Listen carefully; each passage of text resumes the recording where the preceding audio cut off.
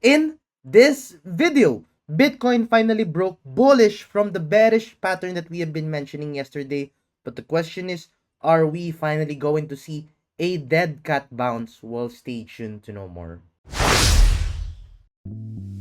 Do you want to learn the strategy that I use for my day-to-day trading? Then make sure to check out our Gaps Crypto 101 playlist. You can start learning how to trade in the cryptocurrency market all for free, and the link is available in the description down below. And if you want to start opening an account with any crypto trading platform, make sure to trade this guys with Femex and Bybit, as they have one of the lowest fees possible in the cryptocurrency market. And if you use our affiliate links, you can get up to 20,000 US dollars of bonuses when you are going to deposit with those trading platforms, and the links are available in the description down below.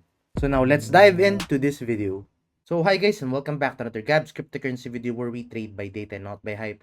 If you haven't subscribed to my channel, click the subscribe button down below and hit the notification bell so you won't miss out videos like this. So let's now dive into this video and let's give you a quick recap of our previous analysis.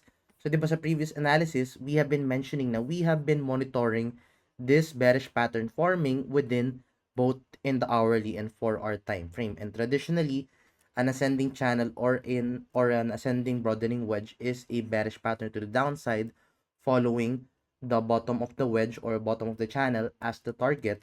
But diba sabi ko sa inyo, we have to also take into consideration kung saan siya magkakaroon ng breakout, kasi if magkakaroon tayo ng breakout above the resistance, then we are going to get the height of this channel, then put this at the potential point of breakout, then that is the potential target which we mentioned, which is around the 94,000 US dollars. And on top of that, so, di ba sabi ko sa inyo, ang bearish scenario naman yan is if we saw a bearish candle breakout dito with the candle close, then we will target the 89,000 US dollars as our target dito for the bearish breakout. But as you can see, Bitcoin finally made a move which is a bullish breakout.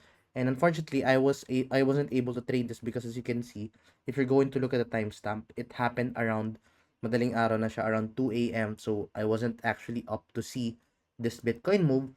But right now, where is Bitcoin heading to? So as you can see, after seeing that bullish breakout, even after reaching 94,000 US dollars, we even went as far as 96,000 US dollars, and that has hit a massive resistance nga dito with the Bitcoin price. And that resistance na nakikita natin is actually the previous support area dito ni Bitcoin, which was back in 2024 to 2025, which was around this area. So previously, this area has been acting as a support, but right now this area is now going to act as a resistance. So right now, this is now going to act as a resistance nga dito kay Bitcoin price action. Now, the other thing that we have to watch out is this resistance na nag-form nga dito. So other than the 96,000 US dollars, the clear resistance which Bitcoin has been forming for the past few days na nga is actually around the 93,000 US dollars. So if you're going to open this both in the daily time frame and 4-hour time frame, the 93,000 area is going to be the crucial resistance area before na it's going to act as a support area. Now the question is, are we now finally going to go back to the 100k thousand US dollars and finally form that dead cat bounce? So to answer that, you have to look at the 50-week moving average. And if you're going to look at the 50-week moving average, the 50-week moving average is right now playing around the 100,000 US dollars, which is the exact area for us to see a potential dead cat bounce dito ni Bitcoin. But right now, in order for us to confirm that move, this is the very crucial thing which needs to happen with the Bitcoin price action. So right now, di ba nakita tayo ng bullish breakout?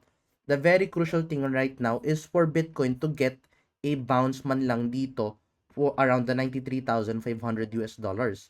So it's actually a very good retest area for a support area, kasi if let's say magkaroon siya ng retest, then we can actually go back to the 100k.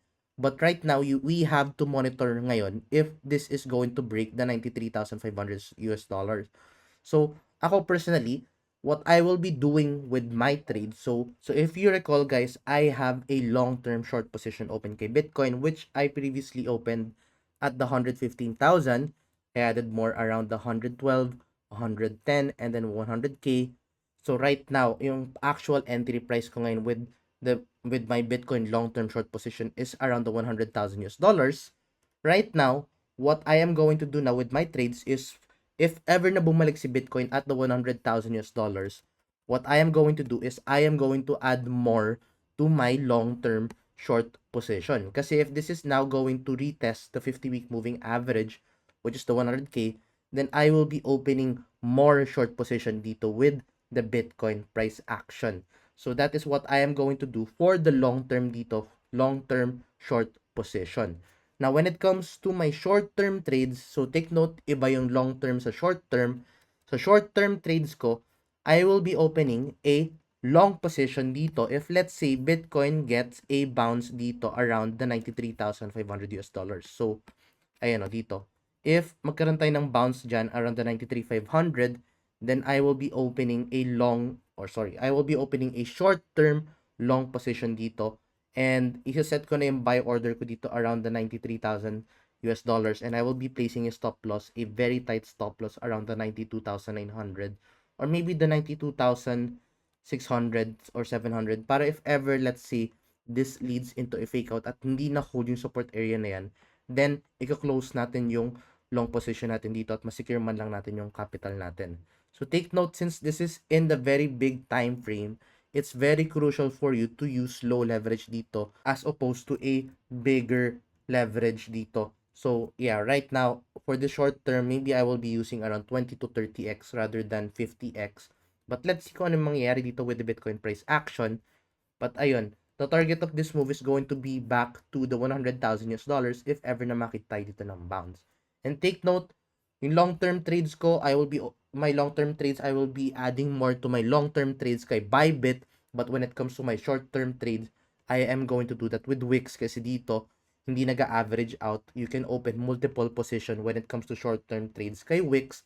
So if wala pa account kay Wix, make sure to use my sign-up link which you can find in the description down below. And for the long-term trades, I will be still doing that with Bybit. And if hindi kayo makapag-Bybit, you can actually use Femex then. You just have to use a VPN when accessing Femex. Kay Femex naman, nag-average out naman yung mga short position. If let's say, multiple short position you open nyo, mag-average siya tulad ng ginagawa ni Bybit. So, long-term trades, I highly suggest or recommend Bybit and Femex, but short terms kay Wix. But anyway, yun yung very crucial development na nakikita natin dito with the Bitcoin price action. Those are the very crucial things that we are going to do with our trades.